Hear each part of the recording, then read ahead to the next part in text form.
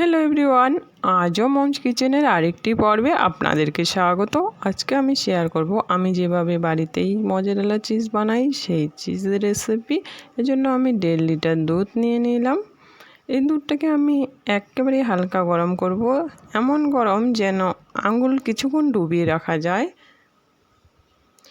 সেরকম গরম হয়ে গেছে। এখন এর মধ্যে আমি দিয়ে দেব ভিনেগার।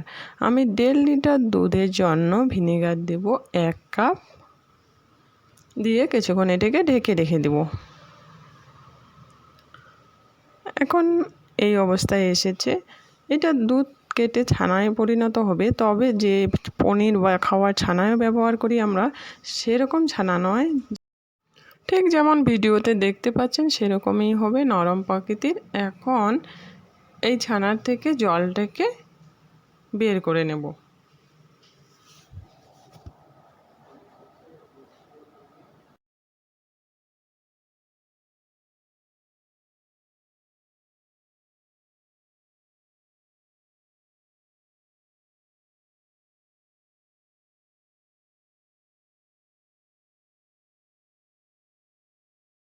ছানা থেকে যতটা সম্ভব জলটা বের করে নেওয়ার পর সেই ছানা ফেটানোর জলটাতে আমি কিছুটা লবণ দিয়ে দেব। দিয়ে এটাকে আমি হিট করব।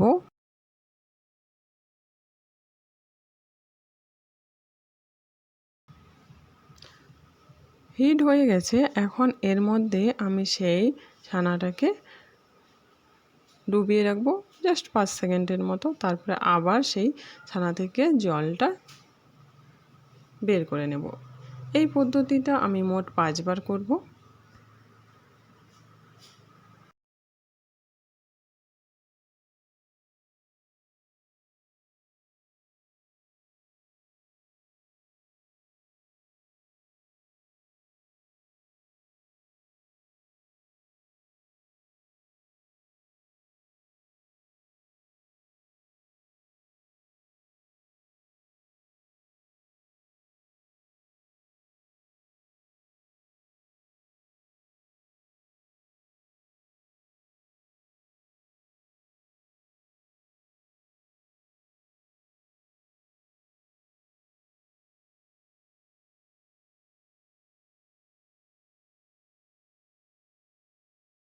এবার আমি একটা বোলের মধ্যে নিয়ে নিয়েছি বরফ গলানো জল বা ঠান্ডা জল।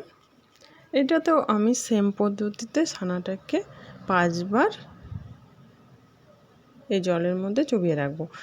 যেমন গরম জলের ক্ষেত্রে আমি করেছিলাম, 5 সেকেন্ডের মতো ডুবিয়ে রেখে আবার জল বের করে নিয়েছি। সেই পদ্ধতিটাই অবলম্বন করব আবার ঠান্ডা জলের ক্ষেত্রেও।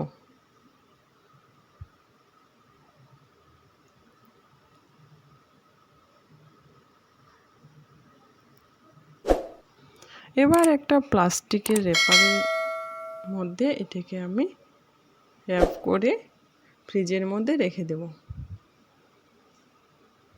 আমি 2 ঘন্টা পর বের করলাম। দেখেন আমার চিজটা একেবারে পারফেক্ট হয়েছে, একেবারে দোকানের কেনা চিজের মতো। এই চিজ দিয়ে আমি বাড়িতেই একটা পিৎজা বানিয়েছিলাম। আপনারা চাইলে এই রেসিপিটা দেখতে পারেন, আমার চ্যানেলে দেওয়া আছে। আমি এখন চিজটাকে কেটে দেখাচ্ছি। আশা করি রেসিপিটা ভালো লেগেছে। ভালো লাগলে প্লিজ লাইক করবেন, বাড়িতে ট্রাই করলে কমেন্টসে জানাবেন। আমার চ্যানেলটাকে সাবস্ক্রাইব করবে, আমার পাশে থাকার আমন্ত্রণ রইল।